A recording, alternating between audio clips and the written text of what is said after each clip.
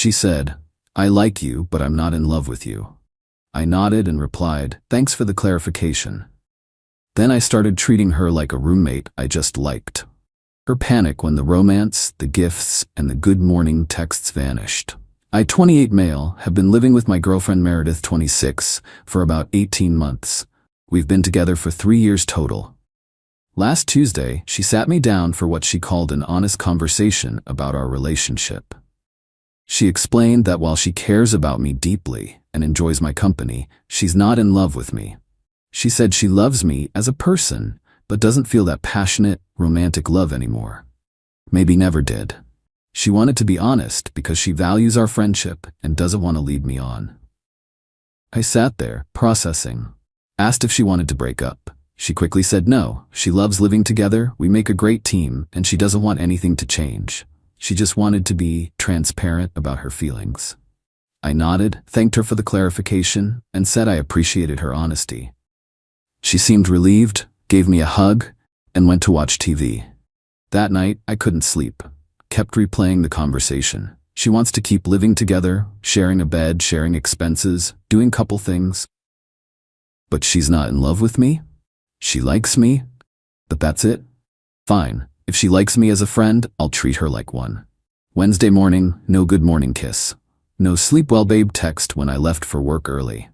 When she texted asking what I wanted for dinner, I replied, "I'll grab something on the way home, thanks." Not cold, just friendly. Stopped by the florist where I usually get her weekly flowers. Canceled the standing order. $12 a week adds up when you're buying flowers for a roommate. That evening, she'd made dinner anyway. We ate together, talked about work. When she cuddled up on the couch after, I gave her a brief side hug, then moved to the armchair. She looked confused but didn't say anything. Thursday, I deep cleaned the apartment and reorganized. Moved all my toiletries to the hall bathroom. Set up the guest room as an office/bedroom for myself. When she got home, I explained I thought we should have our own spaces since we're basically roommates who like each other. Her face did this weird twitch thing. "Roommates?" she asked. "Well, yeah. You like me, I like you. We share living space. That's what roommates do." She argued we were still together, still dating. I asked how that worked if she wasn't in love with me. She said lots of couples aren't in love, but still have relationships. I said that sounded like friendship with benefits, and I wasn't interested in that arrangement. Friday, things got interesting. She came home with takeout from my favorite place, the expensive Thai restaurant we only go to for special occasions. Full spread. Said she wanted to have a nice night together. I thanked her, ate my portion, split the bill with her on Venmo, and went to the gym. Got about 15 texts while on the treadmill. Everything from, "Why are you being like this?" to, "We need to talk," to "Please come home so we can work this out." I replied, "Like what? I thought you'd be happy. You were honest about your feelings, and I'm respecting them by adjusting my behavior accordingly. No pressure, no expectations, just two people who like each other sharing a living space." When I got home, she was waiting up, said I was being petty and childish. I stayed calm, said I was just matching her energy. She wants a friend? She's got one. A good one. I'll split bills, do my share of chores, be pleasant company. But the boyfriend experience? The romance, dates, gifts, emotional labor, future planning? That's for someone who's actually in love with me. She slept in our room. I slept in the guest room. Saturday morning she made breakfast. 2 plates of her signature French toast, the kind she only makes for special occasions or when she wants something. "Can we please just go back to normal?" she asked. "This is normal," I said, "for roommates who like each other." She accused me of punishing her for being honest. I said I wasn't punishing anyone. I was just being honest too. Honest about what I'm willing to give to someone who only likes me. It's been 4 days now. The vibe in the apartment is tense. She keeps trying to initiate coupley things. Movie nights, dinner dates, weekend plans. I politely decline or suggest we invite other friends to make it a group thing. I'm not being mean. I'm actually being a great roommate. Place is cleaner than ever. I'm keeping to quiet hours, respecting her space, being friendly and cordial. Just not doing any of the boyfriend stuff. The panic started yesterday when her sister called about their mom's birthday dinner next month. She asked if we were still coming together. I said she should probably just say I can't make it. When she asked why, I reminded her that family dinners are for couples and we're just roommates who like each other. The look on her face, y'all. Like she suddenly realized what she'd thrown away. But hey, she got what she asked for. Honesty. No pressure. Just two people who like each other, coexisting in the same space. Update 1. Well, this escalated exactly how I thought it would. It's been a week since I started Operation Roommate, and Meredith is losing her mind. Not in an angry way. More like a, wait, I didn't mean it like that kind of way. First, let me address some comments. No, I'm not being passive-aggressive. I'm being exactly what she said she wanted. Someone she likes but isn't in love with. I'm treating her how I treat my buddy Marcus, who I like but am not in love with. Friendly, respectful, but with boundaries. So here's what went down. Monday. She tried to initiate sex. I politely declined, saying I wasn't comfortable being intimate with someone who wasn't in love with me. She argued that lots of people have casual sex. I agreed, but said I wasn't interested in that with her. She actually said, but we've been having sex for 3 years. Yeah, when I thought we were in love, Meredith. Tuesday, the credit card thing came up. See, we've had an arrangement where I pay for most dates' entertainment stuff on my card, and she transfers me her half later, except she usually doesn't. I'd never pushed it because, girlfriend. But roommates split things evenly. So I sent her an itemized Venmo request for the past 3 months. $1,847. Her half of all the dinners, concerts, weekend trips, etc. She called me immediately. Are you serious right now? Just settling up between roommates. No rush, but by end of month would be great. The sputtering was incredible. Apparently she thought those were gifts because I'm the guy in the relationship. I reminded her that we're not in a relationship. We're roommates who like each other. She hung up. Wednesday, her best friend Chloe came over, clearly sent as an emissary. We all had dinner, Dutch treat naturally. And Chloe kept making comments about how cold I was being, how Meredith was just being honest about her feelings, and how relationships evolve. I asked Chloe if she'd want to date someone who explicitly told her they weren't in love with her. Silence. Then I asked if she'd want her boyfriend to do all the boyfriend things, flowers, dates, emotional support, future planning, while knowing he didn't love her. More silence. Meredith kicked her under the table. It was not subtle. Thursday. This was the kicker. Meredith's car needed repairs. Major ones, like $2,200 worth. For the past 2 years, guess who's been helping with major car expenses? This guy. Because that's what partners do. She texted asking if I could help her out, she'd pay me back. I replied, sorry, that's a lot of money. Maybe try a payment plan with the mechanic? She called immediately. Near tears. Said she didn't have the credit for a payment plan. Turns out her credit is shot from some old student loan issues. I sympathized. Suggested she ask her parents or Chloe. But you always help me with this stuff. I used to help my girlfriend with this stuff. But roommates don't typically cover each other's major expenses. She took an Uber to work the next morning. Cost her $47 each way. Friday, she broke down. Full tears. Said she didn't mean it like that when she said she wasn't in love with me. She was just going through a rough patch, feeling confused, maybe depressed. She loves me. She's in love with me. She just got scared of how serious things were getting. I asked her to clarify, was she lying then, or is she lying now? That stopped the tears real quick. She got defensive, said I was manipulating her. I pulled up the notes I'd written after our original conversation. Yeah, I document important conversations now. Read them back. You said you like me but aren't in love with me. You said you wanted to be honest. You said you didn't want anything to change. I'm giving you exactly what you asked for. She tried to gaslight me, saying that's not what she meant. But I had the receipts. She'd even texted her sister that night. She showed me to prove her point, saying, finally told Ryan I'm not in love with him. Feels so much better being honest.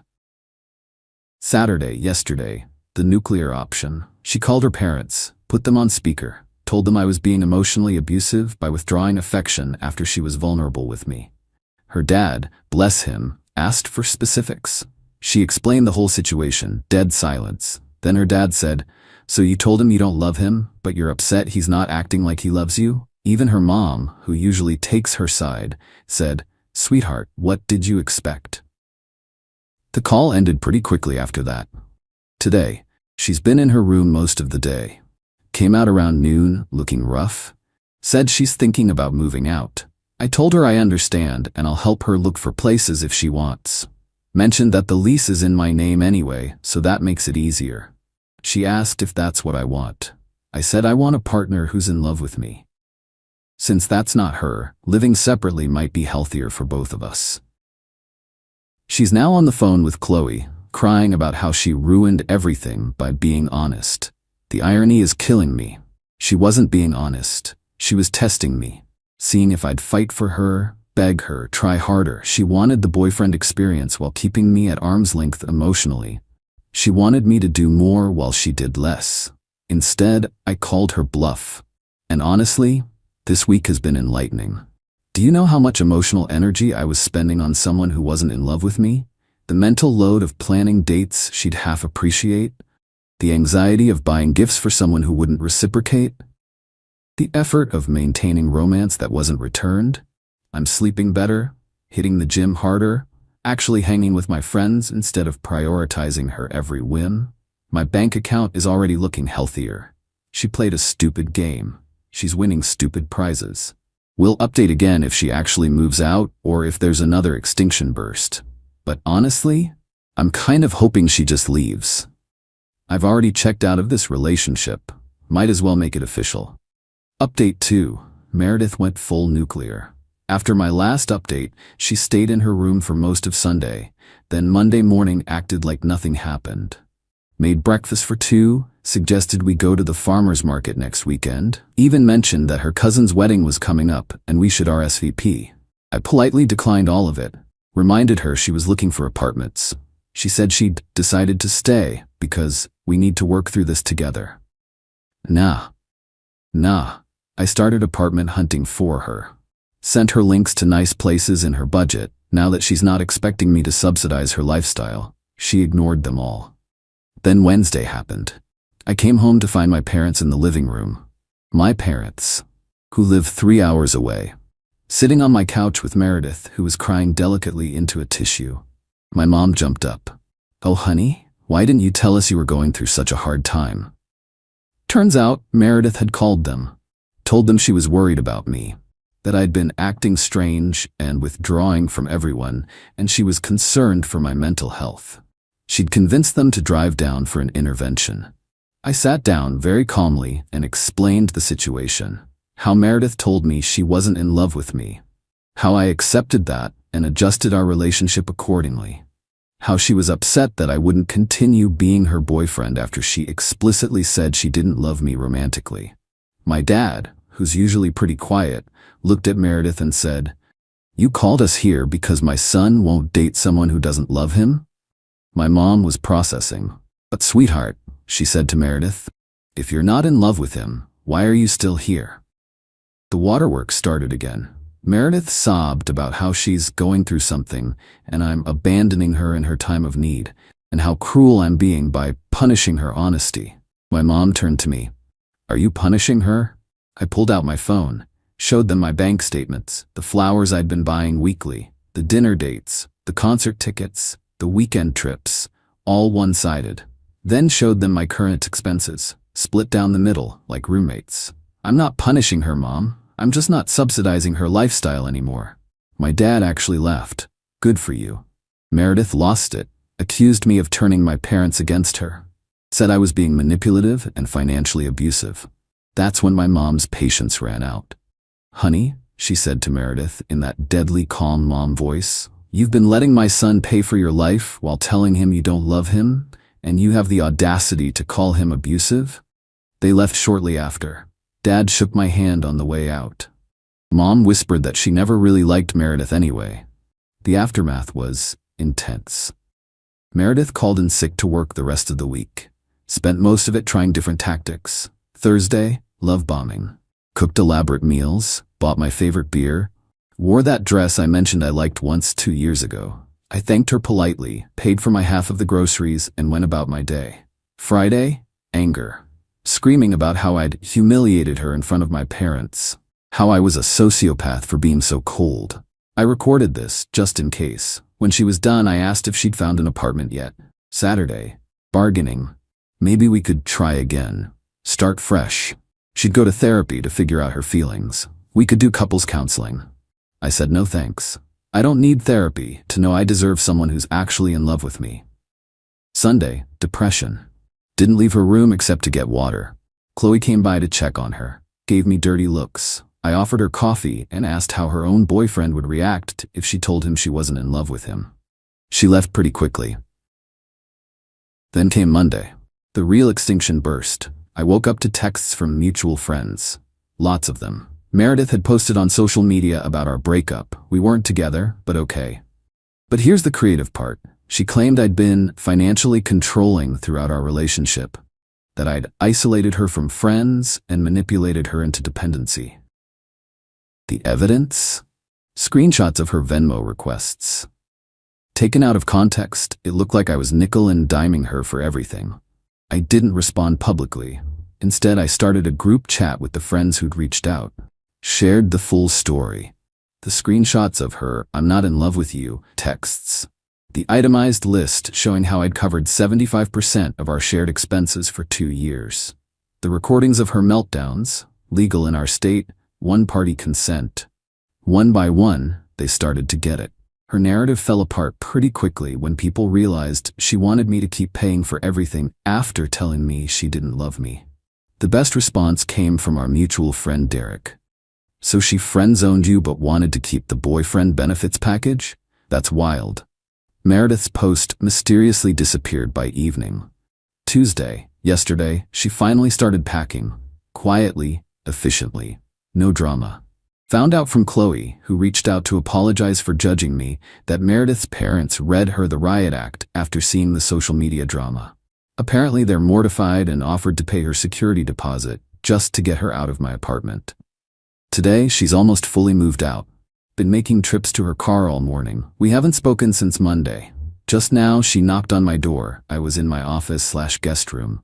Said she wanted to talk one last time. She admitted it was a test. She'd read some article about how relationships need brutal honesty and wanted to see if I'd fight for her. She thought telling me she wasn't in love would make me try harder, be more romantic, prove my worth. Instead, I took her at her word and treated her accordingly. "I didn't think you'd actually stop loving me," she said. "I didn't stop loving you, Meredith. I stopped showing it to someone who told me they didn't want it." She asked if there was any chance for us. I said no. She nodded, said she understood, and left.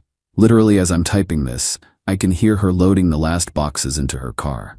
You know what the craziest part is? I'm not even sad. I'm relieved. These past 3 weeks have shown me who she really was. Someone who wanted all the benefits of a relationship without any of the emotional investment. Someone who'd test my love instead of treasuring it. Someone who'd rather manipulate than communicate. The apartment already feels lighter. Might repaint this weekend. Definitely getting better coffee. She always bought the cheap stuff, but expected me to spring for the good wine. Thanks to everyone who commented on my previous updates. You helped me see I wasn't crazy for expecting love from someone I was in a relationship with. Wild that that's a controversial stance, right? Going forward, I'm taking a break from dating. Want to rediscover what I actually like versus what I did to make her happy. Already signed up for that woodworking class I'd mentioned 2 years ago. She thought it was a waste of money then. Oh, and for anyone wondering, yes, I'm keeping the apartment. My name's on the lease, I can afford it solo, and it's in a great location. She's moving in with Chloe, apparently. Good luck to them both. Final update. She just texted asking if I'll reconsider when she's had time to work on herself. I didn't respond, just blocked her number.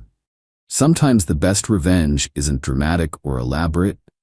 Sometimes it's just taking someone at their word and letting them live with the consequences. Peace out. I've got a life to live and it's going to be with someone who's actually in love with me.